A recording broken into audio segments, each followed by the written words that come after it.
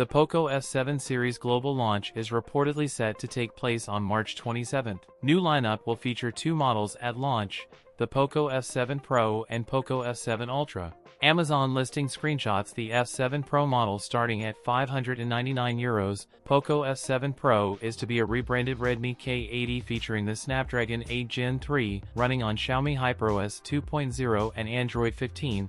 Poco F7 Pro come in black, white, mint, blue color.